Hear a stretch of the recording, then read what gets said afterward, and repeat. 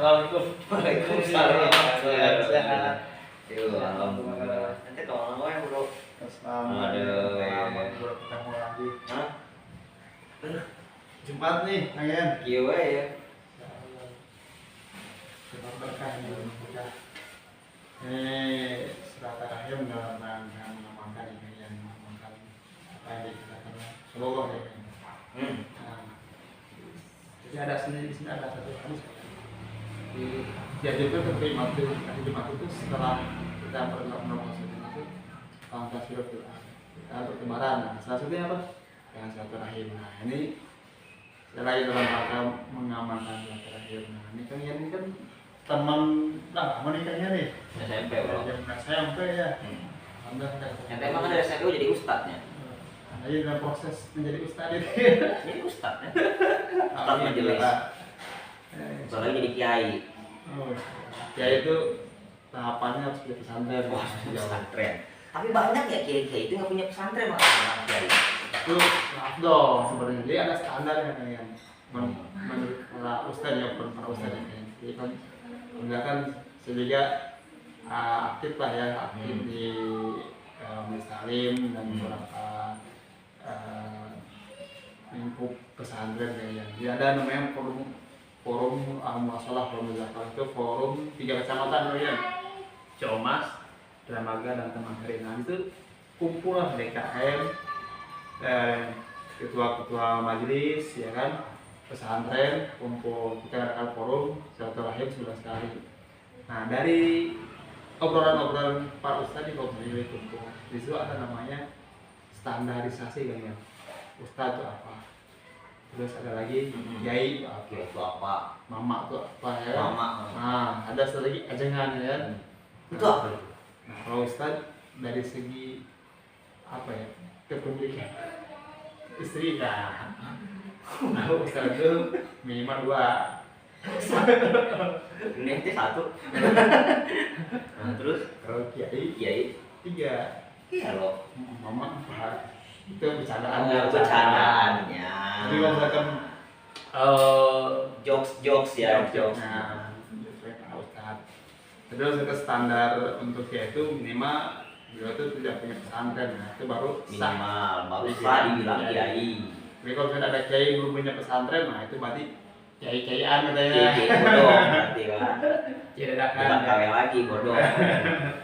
Itu kalian sahabat. Kadang-kadang lagi nyari nih kalian nih. Nah, dari partai mana tuh kalian? Dibilang nyalek ya kita diusung ya kan. Nah terus sama rekan-rekan juga kan di dalam partai. Sebenarnya kan saya di sini lebih kontribusi lah di dalam partai. Cuma kalau nyalek ya mungkin ya ini suatu momen juga ya kan buat saya juga kan. Ya insya Allah lah seandai kalaupun saya mau jadi mau enggak ya sama aja sih. Kalau jadi syukur ya kan, berarti kan banyak yang mau saya kontribusi ya, banyak habit-habit baru yang mungkin akan saya keluarkan. Ya untuk dapil saya termasuk Kota Bogor. Oh, jadi partai mana nih kalian yang ngusung? PKN. Oh, PKN. Partai Kebangkitan Nusantara. Kalau masa Pak Anas ya ini yang Urbaningrum ya? Iya, Panas Urbaningrum. Baru jadi ketua umum sekarang. Jadi dari dapil 1 Kota Bogor. Beliau juga kan senior HMI mungkin. HMI ya? HMI. Himpunan Mahasiswa Islam. Nah, insya Allah lah. Ini kita gerak juga kan, kebanyakan di sini anak milenial sama generasi Z juga kan yang mau kita yang mau kita edukasikan kepada anak-anak ini. Kebanyakan suara golput itu kan anak-anak generasi milenial atau Z yang tidak tahu fungsi-fungsi mereka tuh dewan itu jadi apa. Jadi sekedar jadi taunya ini, wah ini produk DPR RI, produk DPRD ini kan banyak yang gagal, ya kan banyak yang gagal ya karena bahasanya menjadi suatu beban-beban apa namanya, anggaran-anggaran politik yang akhirnya ya kan mereka pun yang pertama udah pasti males-malesan ya kan, sudah lebih banyak loh ya kan buat kampanye kan gitu loh. Nah ini benar nih kalian. Tadi kan disinggung mengenai fungsi dewan ya. Nah kalau dari segi ini kalian, segi artinya nih maknanya. Nah dewan itu sebenarnya apa sih dewan itu?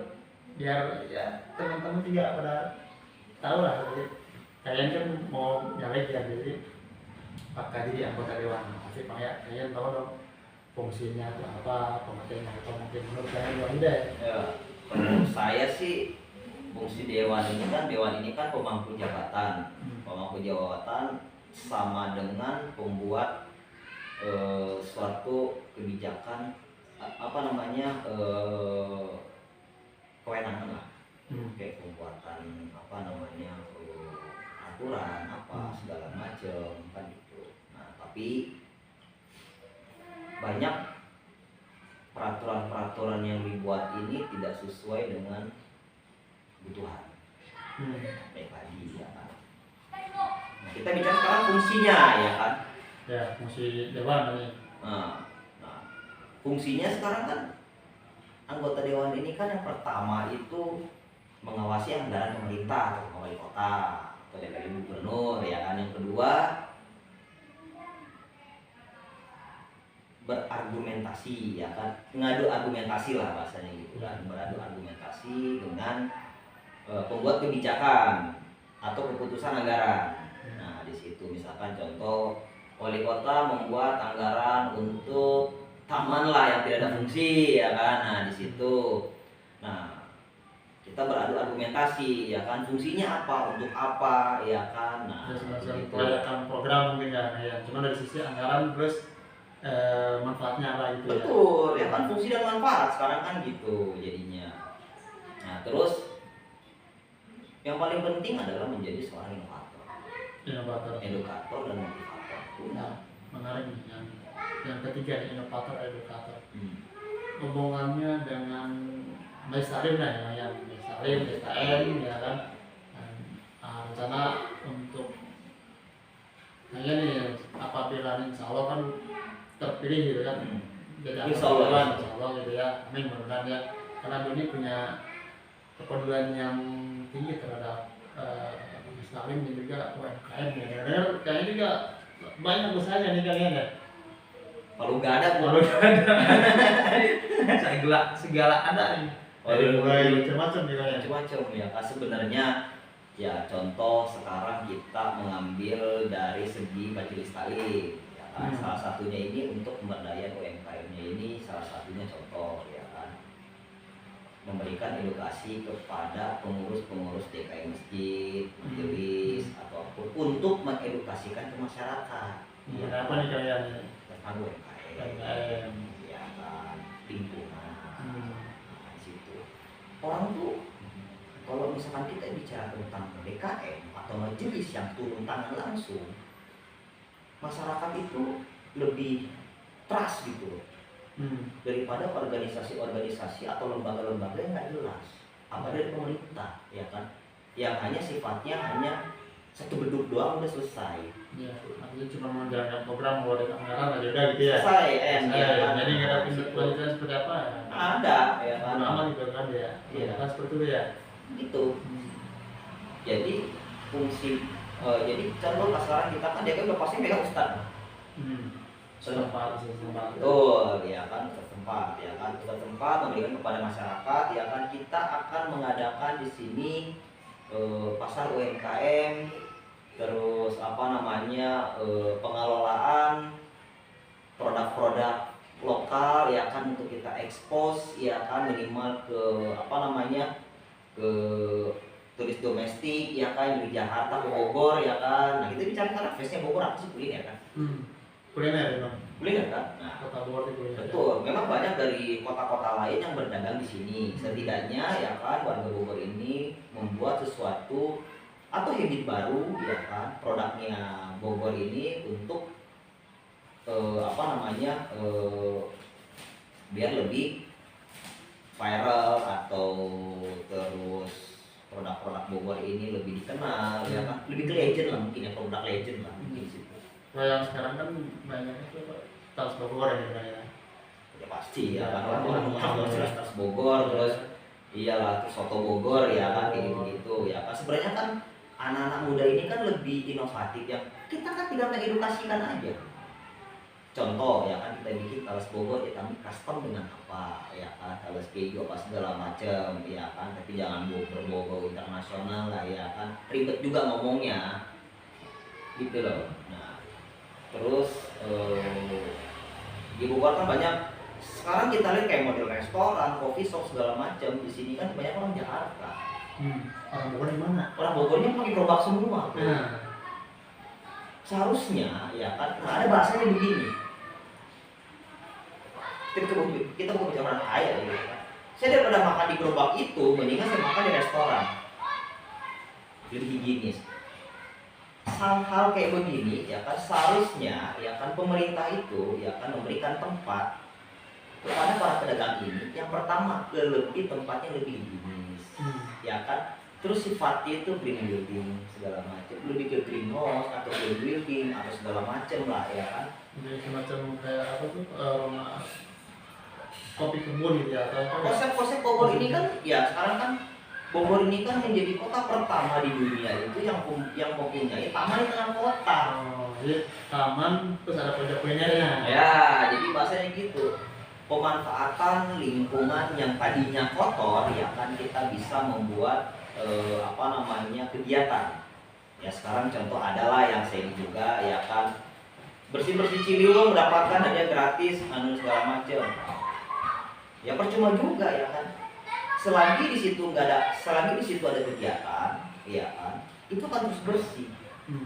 Contoh di Ciliwung itu kan kita buat namanya tambak, ya kan. Minimal itu untuk mengurangi kos. Sekarang kita contoh ngambil budidaya ikan dari mana? Dari Cianjur ya kan. Nah, ya dari Ciater Jangari ya kan. Itu kan ada kos bensin. Logistik ya? Iya logistik ya kan, akan menaikkan nilai harga dong. Benar nggak? Nah, tapi kalau di sini ya kan, kita budidaya di sini ya kan, itu yang minimal akan dari tadi harga misalkan contoh 35.000 per kilo akan menjadi 30.000 contoh per kilo. Daya beli masyarakat pun akan tinggi karena range harga di situ. Itu yang bagus. Ini kan sebenarnya kan kita bikin namanya konsepnya kan Green Smart City gitu ya kan di situ. Potensinya sebenarnya ada ya, setidaknya ya. Sangat ada ya. Cuman memang memang begini ya. harus ada faktor-faktor pendukung lain mungkin. Ya betul ya kan, sama ada dukungan dari pemerintah sebenarnya. Iya kan ada loh di kawasan penduduk ini kan, ini pasti kawasan penduduk yang hebat ya kan. Nah, makanya gitu kan. Seharusnya di kawasan pada penduduk di sini ya kan, buatkan ruang edukasi. Benar nggak? Dibawahi dengan majelis taklim ya kan. Insya Allah namanya sekarang itu banyak anak-anak muda yang hijrah dan itu akan berkecimpung dalam situ dan terbentuklah majelis syariah. Benar nggak? Jadi ada yang mengedukasi dari sisi syariahnya. Betul di situ. Dihubungkan dengan kegiatan UMKM. Nah, UMKM betul, UMKM di situ. Nanti dibalut dengan sistem digital. Nah, digital. Ada program apa nih kalau misalkan digital dan masyarakat? Sebenarnya kan lain gitu kan, kita bilang di Bogor mesti diapa-apain dah gitu aja ya kan. Orang ke Bogor ini kan yang pertama kuliner kan. Buang duit berarti ya? Bogor kan. Tapi yang saya lihat di sini kan kayak restoran segala macem, orang Jakarta. Jadi uang ini udah di Jakarta bos, ke bos-bosnya, kan gitu konsepnya. Nah ini ya, ini putra daerahnya mana? Nah, sedangkan kebanyakan ini kan yang makan orang Jakarta, yang punya restoran orang Jakarta. Baik-baik Jakarta. Iya, Ves Bogornya mana ini kan gitu. Bogornya Iya. Orang Bogor berubah doang ya. Baik lagi, sistem digitalisasi ini seharusnya kita masih ada apa-apa. Kita buatkan one gate system.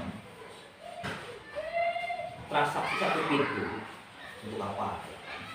Untuk mendapatkan margin dari ini tersebut. Kita belajar dari aplikasi-aplikasi lain dah. Pokoknya udah sudah banyak dah. Mereka itu kaya dari mana? Selisih margin. Selisih margin.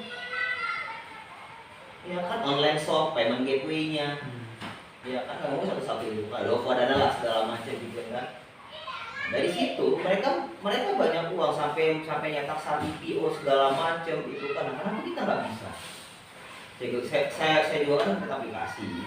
Nah, jadi aplikasi juga offline, online, digital, Iya, semuanya kalian kerjain. Ini integrasikan ya kan. Nah, dari sistem komoditi ke digitalisasi. Sistem komoditi mendapatkan margin, sistem digitalisasi mendapatkan margin.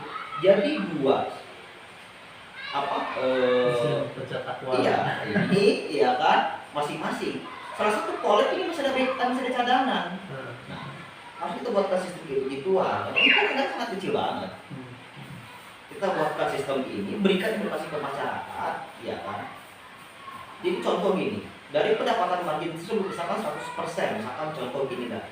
Kita beli pulsa listrik token. Mau berapapun 20.000, 50.000 itu PLN itu cashback 2.000 itu kita. 2.000 ini kita ambil.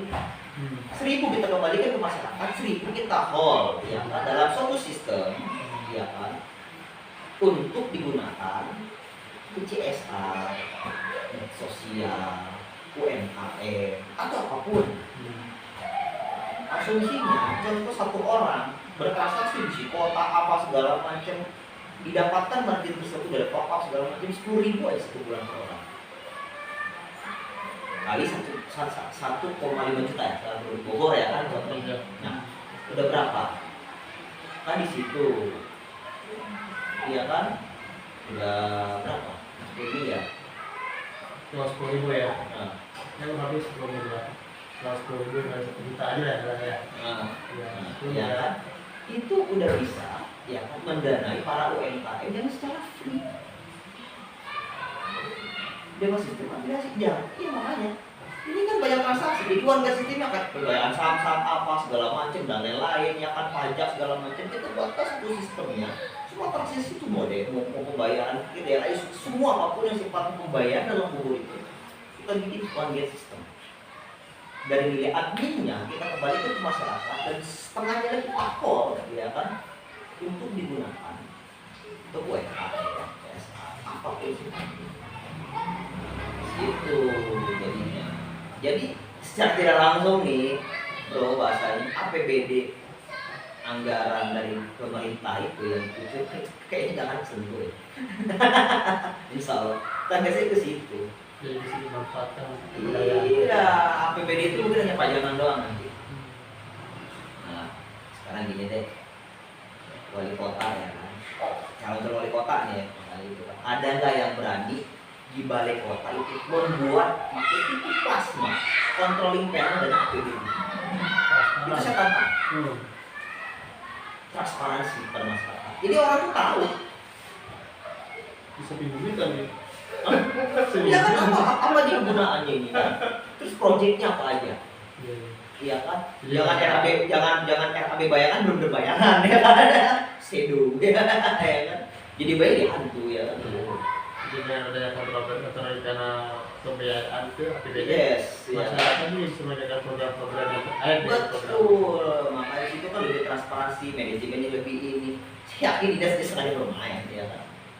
Itu aja selesai dengan dibuatkan one gate system, terus controlling panel udah itu kita menjadi pilot project dan membuat bibit-bibit baru ya kan di dalam kota ini ya kan. Jadi kita lebih smart di sini, kita menjadi pilot melawan arus guys. Biasa. Memang ya kan ini akan pasti berbenturan ya kan. Dan kita harus dukung ya kita. Dan sesuatu yang namanya sifat habit baru itu akan pasti namanya keluar regulasi. Itulah makanya sekarang sekarang anak-anak Indonesia ini membuat satu karya bagaimana mau maju. Gitu bro, makanya. Jadi kita menuju transparansi, ya kan? Untuk ya skop Bogor dulu aja ya. Bogor ini dari sisi anggarannya nanti dari sisi sekarang yang kemarin zonasi lah kita lihat. Zonasi. Sekolah ya kan. Ini kan di luar Bogor ya kan. Benar nggak? Itu bro. Aduh, gue heran ya kan di sini. sistemnya bobrok pisan PPDB makanya. Ini kan sistem. Jadi ada peluang untuk pemain dia. Masa suatu web system pemerintah bisa dimainkan? Penumpukan data di Dukcapil. Ini kan nggak logis ya kan?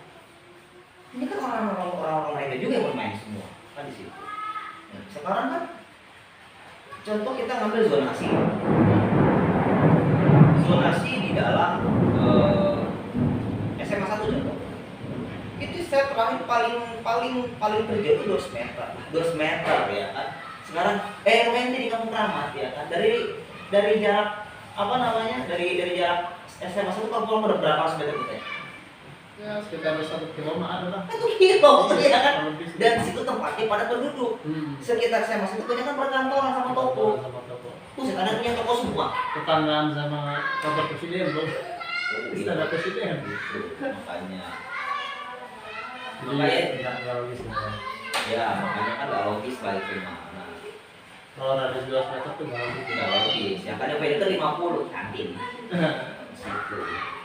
Makanya saya bilang hal-hal kayak gini dirubah itu kan sistemnya.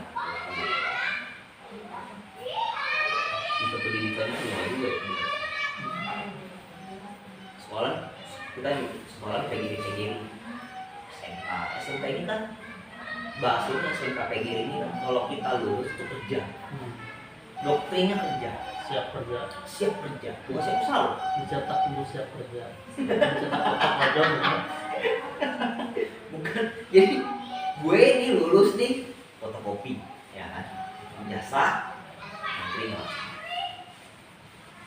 Menciptakan pekerjaan. Bukan menciptakan seorang pengusaha agar tercipta suatu lowongan pekerja yang kerja ini malas sekali. Jadi tidak melahirkan namanya wirausahawan, entrepreneur, segala macam. Jadi menurut gue begitu. Sistem kurikulum ini berubah. Sekarang gue ambil simpel gitu. Makanya sekarang ini hidup kita kalau panas sekarang. Jadi kita ngambil di SMK lah. SMK kelas 1 itu ya is oke lah di kurikulum yang pokok pembahasan. Pokok pembahasan kurikulum bahasa Indonesia, matematika, dan dasar. Kelas 2 ya kan kita mengambil sistem kurikulumnya itu sistem kerja di luar. Jadi PKL ini bukan PKL bahwa saya itu akan kerja, bukan sebagai usaha. Jadi masukkan sistem baru ya kan, SENS, ketahanan pangan, UMKM segala macam ke dalam suatu. Jadi memang harus melibatkan manajer dengan education center. Manajer dengan education center. Pemerintah membuat namanya education center begitu kan. Di bawahnya SENS, UMKM, ketahanan pangan apapun itu kan. Merger dengan SMK PGRI contoh misalnya. Kelas 2 itu fokus di situ. Nanti pas kelas 3 itu yang ini namanya konsentrasi di mata kuliah. Ambil di situ misalkan di mana ya? Betul, contoh misalkan contohnya UMKM. Jadi fokus untuk jadi dia keluar SMK itu dia akan usaha UMKM. Dia boleh 50.000 kelas itu segala macam ya kan. Karena kenapa? Karena di situ akan terciptanya namanya mental. Jadi lebih dua di situ. Mental seorang usaha, mental seorang entrepreneur, mental apapun. Kalau saya lebih ke arah ya. Ya. Dari setelah itu udah mulai. Betul. Iya kan. Ada etika segala macam, ada semua dalam situ jadinya di situ. Jadi kalau misalnya kita bilang ya di apa? Di dunia kan sama. Jadi harus benar-benar. Jadi makanya kan slogan gue itu kan revolusi sistem. Revolusi sistem. Iya. Terus dalam segi UMKM itu kita harus membuat 2 sistem ya, sistem kebutuhan dan konsumtif. Misalnya kan sama kebutuhan berdagang. Modal dagang sama kebutuhan berdagang contoh dibuat deh. Apa nih? Pengkilap ya? Pengkilap mobil apa segala macam. Ini contoh misalnya. Gue ngambil yang kecil ini harga 5.000. yang gede 10.000. Wah, kalau murah banget ya kan? Ya iya, karena saya memberikan kebutuhan kepada lu untuk berdagang. Dan dia akan melihat range pasaran. Misalkan contohnya gede 10.000. Oh, di online shop ini harganya sekitar 25.000. Berarti kan masih ada jeda. Dan kita akan menciptakan pendapatan, bukan kerjaan, pendapatan. Kerja mah banyak lu, cuma dagangan. Ya kan, sekarang kita juga nyari duit ya kan. Ada batunya nggak? Kita nyari kerja ya gitu. Itu satu perusahaan besar ya. Dia besar juga 10.000. Ya kan. 10.000 ini, you nawarin lagi ke temen you, seharga 12.000, margin nggak? Margin. Temen you jual lagi 12.000, temen you margin nggak? Margin. Jadi sistem afiliasi namanya. Begitu. Jadi kita mengeluarkan produk untuk menjadi suatu kebutuhan dagang sama kebutuhan konsumsi. Jadi kebanyakan ini kan produk untuk kebutuhan dagang kan banyak fashion yang mungkin ya. Nah, siapa yang boleh matiin aplikasi itu? Ya kan? Ya. Orang apa? Semua aplikasi yang beredar di dalam Indonesia ini tidak ada yang punya kita. Semua impor. Kebanyakan dari luar. Dari luar semua gitu. Kan dananya semua keluar. Itu aja. Nah, balik lagi kan. Kalau misalkan kita bicara sekarang itu dimatikan ya salah juga. Balik lagi. Jadikan mereka itu sebagai sarana untuk brainwash aja, bukan transaksi. Jadi pemerintah itu hanya cuma 2 aja. Jadikan dia merger dengan suatu holding kita buat sendiri, atau dimatikan sebagai transaksi. Transaksinya menggunakan aplikasi kita. Harusnya begitu. Ini semua di situ semua. Aplikasi impor ini hanya nge-brainwash aja. Brainwash, dia punya produk, gak apa-apa. Tapi transaksi menggunakan yang kita. Harus betul. Harus seperti itu. Jadi transaksi ini akan masuk ke dalam terserah lu strukturnya apa, sistemnya udah amat. Gitu. Jadi ini semua dari online shopnya, apanya segala macam transaksi semua, dia yang pakai. Jadi kalau semua dong duitnya. Iya, ada yang mendapati kita ya. Sekarang kan zaman teknologi AI ya kan. Teknologi AI. Itu kan ngopi. Itu jualan ya kan, itu live segala macam. Itu akan direkam dengan perusahaan namanya ByteDance di Singapura ya kan. Terus disambungkan ke produsen di RRC. RRC contoh jualan baju 100.000 3. Di clone ya kan, teknologi AI ya kan, langsung bisa disalurkan ke dalam jaringan produksi di RRC.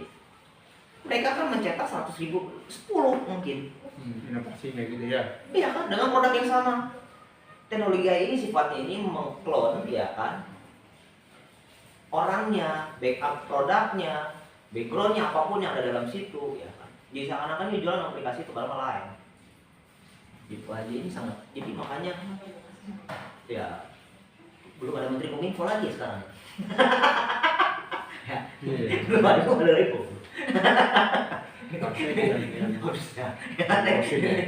Belum ada ya, belum nurusin lagi ya. Kacau. Nah, makanya inilah.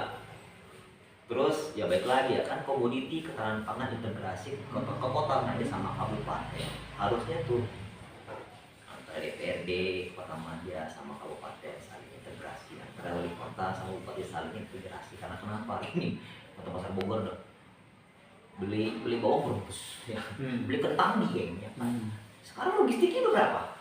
Iya. Kalau ada kenapa kita nggak kelola sendiri dari sini ke kabupaten 313 itu kan banyak nih ya kan, kita mengisi ya. kabupaten kayak perangan tanah baik kan gitu. Ada sih karena banyak. Cuman mangkrak. mangkrak. Iya, Iya kan? ngolah. Nggak ada ngolah. Nggak ada cuannya. Nggak ada celahnya. Banyak orang birokrat semua dalamnya, gimana ceritanya tuh, bro? Clear. Ya kan, orang birokrat semua dalamnya ya kan. Bukan seorang inovator, bukan seorang entrepreneur, bukan entrepreneur ya yang punya kemampuan produksi ya. Iya, makanya kan sekarang bahasanya itu berubah kan definisi.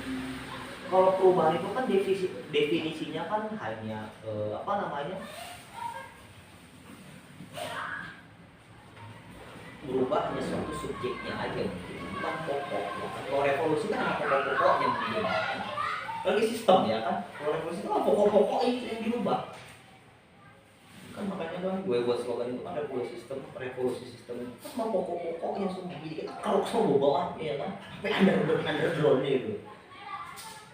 Jadi mau nggak mau sekarang itu ini saling terintegrasi, dunia digital sama komoditi. UMKM itu kan mau bilang, pernah kita bahas juga kan, ya kan, tentang bagaimana caranya UMKM ini menjadi suatu apa namanya konsorsium, dan kita bahkan crowdfunding ya kan.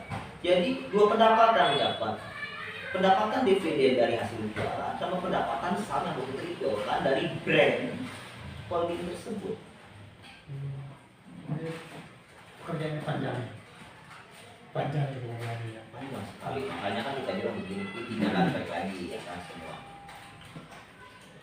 harus termanajemen yang jujur, syariah. Kalau enggak udah selesai, bener nggak tuh?